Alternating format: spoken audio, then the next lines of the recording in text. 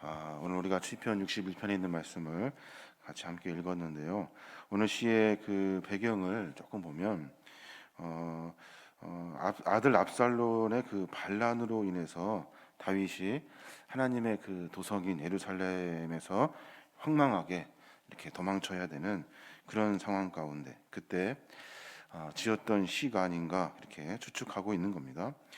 하나님이 계시지 않는 땅으로 추방된 것 같은 그 다윗의 그 공고하고 답답한 심경을 오늘 시는 기록하고 있는 거예요. 아들에게 사랑하는 아들에게 배신을 당했다는 것 상상하기가 조금 어려운데 왕의 아들로서 배신당했다는 것, 또 왕으로서 신하들에게 추방을 당했다는 것, 그리고 자기 사랑하는 그 함께하였던 여러 믿음의 동지들에게 배신을 당하고 죽음의 위기까지 있었다는 것, 이것은 다윗으로 생각했을 때 어떤 사람이든 간에 굉장히 큰 낙심이 되고 낙담이 되고 공핍한 상황이 되는 거예요.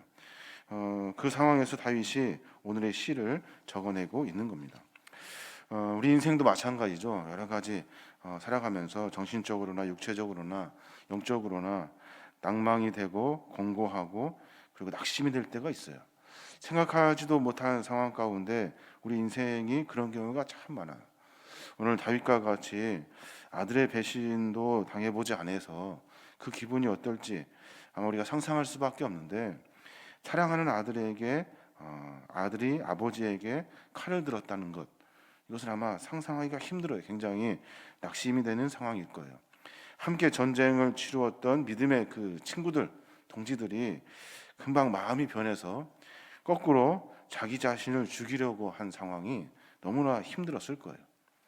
그런 낙담이 되고 그리고 뭐 여러 가지로 약해질 때, 어려울 때 다윗은 어떻게 이 위기를 이기고 있냐면 오늘 본문에 보니까 주님께 기도하는 것부터 시작해요. 매번 교회에서 하는 이야기 같아요. 낙심이 될 때마다 기도하십시오. 근데 다윗은 신앙의 여정 가운데 이것이 가장 중요하다는 사실을 알아요. 낙심이 되고 어려울 때 주께 기도해야 돼요. 오늘 보니까 하나님이여 나의 부르짖음을 들으시며 내 기도에 유의하소서라고 말해요. 나의 부르짖음을 들어주십시오. 내가 기도하는 소리에 하나님 유의하여 주십시오. 귀 기울여 주시고 그리고 관심 가져 주십시오. 다윗은 지금 그 어려운 상황 가운데서도 계속해서 기도하고 있었던 거예요. 그러면서 이제 다윗이 나의 부르짖음이라고 이야기해요. 나의 부르짖음. 여기서 히브리어로 린나라는 단어를 사용해요. 부르짖음. 무슨 소리냐면 동물이 울부짖는 날카로운 소리를 말한대요. 그러니까 그 배에서부터 깊숙한 곳에서부터 간절한 기도의 소리를 말하고 있는 거예요. 답답해서 어떻게 할 수 없는 그 절규의 소리를 오늘 부르짖음이다라고 표현하고 있는 거예요. 또 2절에 보면 뭐라고 하냐면 내 마음이 약해질 때 땅끝에서부터 주께 부르짖으려니 나보다 높은 바위에 나를 인도하소서. 여기 보면 내 마음이 약해질 때라는 단어가 나와요.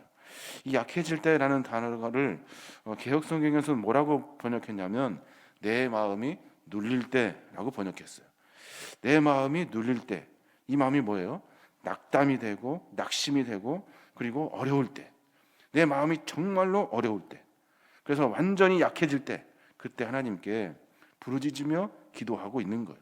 이 절규의 소리를 하나님 들어주십시오. 어렵고 힘든 상황 가운데 낙담되고 실족하고 좌절하고 절망할 때 우리는 대부분 사람들이 원망하게 됩니다. 내 꼴이 왜 그렇지? 너 때문에 그렇다. 이렇게 막 결론을 지어봐요. 그런데 다윗은 어렵고 힘든 상황 가운데 사랑하는 아들 그리고 친구들 그 배신에 그들을 원망하지 않아요. 하나님께 기도하는 것으로 그것을 풀어내요. 인생의 여정 가운데 이런 모습들이 있다면 참 성인이 아닌가, 정말로 귀한 믿음의 선배가 아닌가 생각이 들어요. 그때마다 낙심이 되고 낙담이 되고 내 마음이 눌리고 약해질 때, 그때 우리는 다른 거 생각하지 말고 하나님 앞에 기도해야 하는 거예요. 하나님, 내 기도 소리를 들어주십시오. 하나님, 이렇게 기도하고 있습니다. 우리의 삶 가운데 이 기도를 통해서 낙심을 이길 수 있다고 다윗은 우리에게 가르쳐주고 있어요. 또 하나, 다윗이 우리에게 어려움이 있을 때마다 어떻게 해야 되는지 가르쳐주고 있는데, 그것이 또 뭐냐면 주님께로 피하는 거예요. 주님께로 피하는 것. 오늘 보니까 3절에 그래요. 주는 나의 피난처시요 원수를 피하는 견고한 망대이심이니이다 라고 말해요. 주는 나의 피난처시래요. 그리고 원수를 피할 수 있는 견고한 망대래요. 그러니까 여기서 말하는 그 망대, 피하다라는 그 말, 어렵고 힘든 상황 가운데 주님께로 향하여 내 마음이 주님께로 돌려져서 내 삶이 하나님께 피하는 거예요.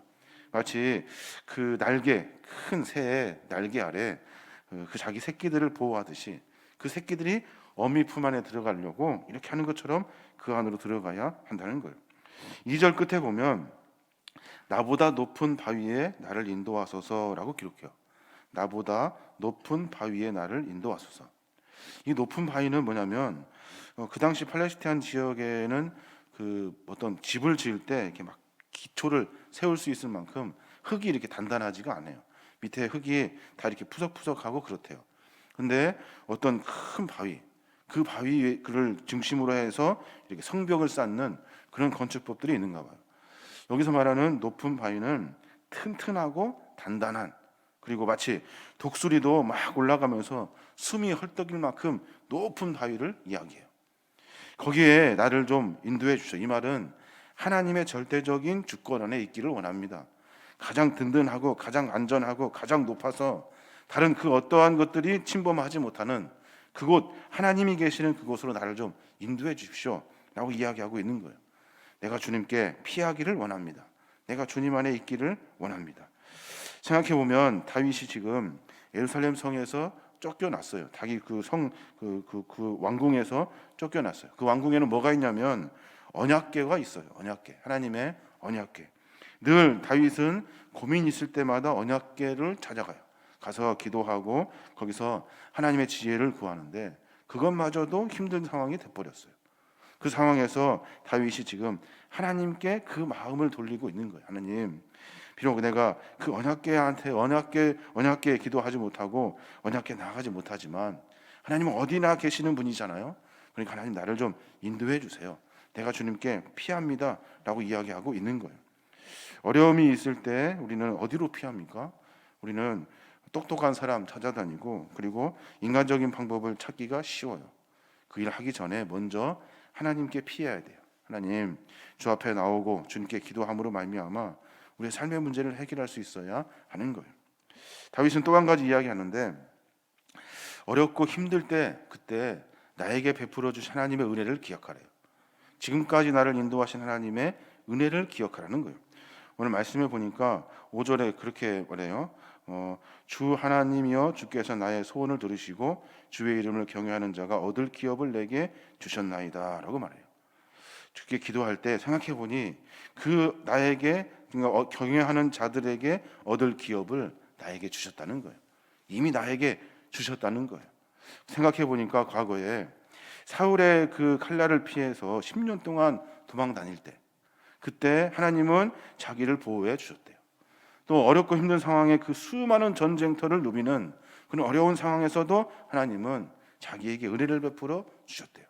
지금 어렵고 힘든 상황이지만 생각해 보니 지금 내가 여기 있는 이유는 하나님의 은혜라고 설명해 주고 있는 거예요. 그러면서 6절에 주께서 왕으로 장수케 하사 그 나이 여러 대에 미치게 하시리다 라고 말씀하세요. 앞으로 나를 장수하게 하셔서 여러 날 가운데 계속해서 이 은혜를 베풀어 주십니다 라고 고백하고 있는 거예요. 우리 한번 생각해 보십시오. 4번 우리가 어렵고 힘든 일이 있을 때마다 우리는 불평하고 원망하고 막 좌절하고 낙담해 버려요. 근데 생각해 보면 지금 현재 우리가 있는 이 자리는 내가 뭘 해서 한 것이 아니라 하나님이 우리에게 은혜를 베풀어 주셨기 때문에 설 수 있었던 거예요. 우리가 이 자리에 있을 수 있었고 우리가 이렇게 생명을 부지할 수 있었던 거예요. 어려움이 있을 때마다 낙담되고 좌절될 때 그때 하나님, 지금까지 인도하신 하나님 감사합니다. 그럼 어떤 소망을 바라볼 수 있어요? 지금까지 인도하신 하나님의 은혜를 앞으로 인도하실 하나님으로 바꿔낼 수 있는 신앙의 성숙을 만나게 되는 거예요. 그러니까 염려할 필요가 없죠. 걱정할 필요가 없어요. 하나님이 지금까지도 하셨는데 앞으로도 안 하시겠습니까? 라는 기대와 소망이 되게 되는 거예요. 우리가 분명히 어려움의 삶을 만나게 됩니다. 시련이 당연히 우리에게 있죠. 없을 수가 없어요. 인생 가운데 그 어려움이 있을 때마다 매번 낙담하고 좌절하고 절망하고 이렇게 살아갈 것이 아니라 우리는 늘 하나님 앞에 기도함으로 말미암아 그 문제를 주님의 지혜를 얻어 풀어가야 돼요. 또 어렵고 힘든 상황 가운데 매번 하나님께 피난처를 삼아 그의 품 안에 안겨야 하는 거예요. 그리고 마지막으로 주님께서 우리에게 베푸신 은총과 은혜를 기억하고 어려운 중에서도 감사할 수 있는 신앙이 되어야 하는 겁니다. 그때 우리의 삶의 여정 가운데 하나님은 기적 같은 일들로 우리의 삶을 만들어 가시는 거예요. 8절에 보면 그렇게 말해요.